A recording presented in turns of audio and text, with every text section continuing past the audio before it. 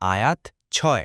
إن الذين كفروا سواء عليهم أأنذرتهم أم لم تنذرهم لا يؤمنون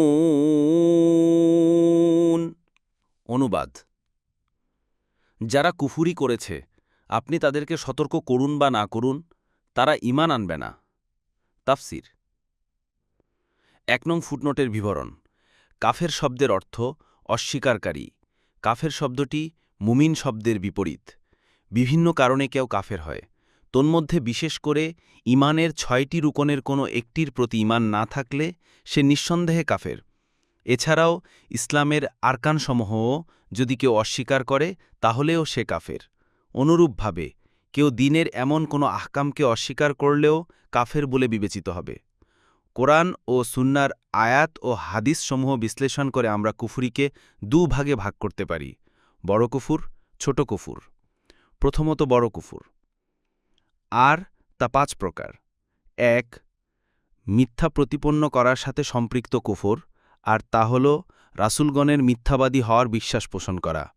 অতএব তারা যা কিছু নিয়ে এসেছেন তাতে যে ব্যক্তি তাদেরকে প্রকাশ্যে কিংবা অপ্রকাশ্যে মিথ্যা সাব্যস্ত করল সে কুফরি করল। এর দালিল হল আল্লাহর বাণী। যে ব্যক্তি আল্লাহর উপর মিথ্যারোপ করে অথবা তার কাছে সত্যের আগমন হলে তাকে সে মিথ্যা প্রতিপন্ন করে, তার অপেক্ষা অধিক জালিমার কে? জাহান্নামেই কি কাফেরদের আবাস নয়? সূরা আল আনকাবুত ৬৮ নম্বর আয়াত। 2. অস্বীকার ও অহংকারের মাধ্যমে কুফর। এটা এভাবে হয় যে রাসূলের সত্যতা এবং তিনি যে আল্লাহর পক্ষ থেকে সত্য নিয়ে এসেছেন সে সম্পর্কে জ্ঞাত থাকা, কিন্তু অহংকার ও হিংসাবশত তার হুকুম না মানা এবং তার নির্দেশ না শোনা। এর দালিল আল্লাহর বাণী। যখন আমরা ফেরেশতাদের বললাম আদমকে সিজদা করো, তখন ইবলিস ব্যতীত সকলেই সিজদা করল। সে অমান্য করল ও অহংকার করল, সুতরাং সে কাফেরদের অন্তর্ভুক্ত হল। সূরা বাকারা ৩৪ নম্বর আয়াত। 3. সংশয় সন্দেহের কুফর। আর তা হল রাসূলগণের সত্যতা এবং তারা যা নিয়ে এসেছেন সে সম্পর্কে ইতস্তত করা এবং দৃঢ় বিশ্বাস না রাখা। একে ধারণা সম্পর্কিত কুফরও বলা হয়। আর ধারণা হল ইকিন ও দৃঢ় বিশ্বাসের বিপরীত। এর দালিল আল্লাহ তাআলার বাণী। আর নিজের প্রতি জুলুম করে সে তার উদ্যানে প্রবেশ করল। সে বলল, আমি মনে করি না যে এটি কখনো ধ্বংস হয়ে যাবে। আমি মনে করি না যে কিয়ামত হবে। আর আমি যদি আমার রবের নিকট প্রত্যাবর্তিত হই তবে আমি তো নিশ্চয়ই এর অপেক্ষা উৎকৃষ্ট স্থান পাব। তদুত্তরে তার বন্ধু বিতর্কমূলকভাবে জিজ্ঞাসা করত, তাকে বলল, তুমি কি তাকে অস্বীকার করছ যিনি তোমাকে সৃষ্টি করেছেন মৃত্তিকা ও পরে শুক্র হতে এবং তারপর পূর্ণাঙ্গ করেছেন পুরুষাকৃতে? কিন্তু তিনিই আল্লাহ আমার রব, এবং আমি কাউকেও আমার রবের শরিক করি না। সূরা কাহাফ ৩৫ থেকে ৩৮ নম্বর আয়াত। 4. বিমুখ থাকার মাধ্যমে কুফর। এ দ্বারা উদ্দেশ্য হল দ্বীন থেকে পরিপূর্ণভাবে বিমুখ থাকা, এমনভাবে যে শরীয় কর্ণ, হৃদয় ও জ্ঞান দ্বারা ওই আদর্শ থেকে দূরে থাকা যা রাসূল সাল্লাল্লাহু আলাইহি ওয়াসাল্লাম নিয়ে এসেছেন। এর দালিল হল আল্লাহ তাআলার বাণী, কিন্তু যারা কুফরি করেছে তারা সে বিষয় থেকে বিমুখ যে বিষয়ে তাদেরকে সতর্ক করা হয়েছে। সূরা আহকাফ ৩ নম্বর আয়াত। 5. নিফাকের মাধ্যমে কুফর। এ দ্বারা বিশ্বাসগত নিফাক বোঝানো উদ্দেশ্য, যেমন ঈমানকে প্রকাশ করে গোপনে কুফর লালন করা। এর দালিল হল আল্লাহর বাণী। এটা এজন্য যে তারা ঈমান আনার পরে কুফরি করেছে, ফলে তাদের হৃদয়ে মোহর মেরে দেয়া হয়েছে, অতএব তারা বুঝে না। সূরা আল মুনাফিকুন ৩ নম্বর আয়াত। দ্বিতীয়ত ছোট কুফর।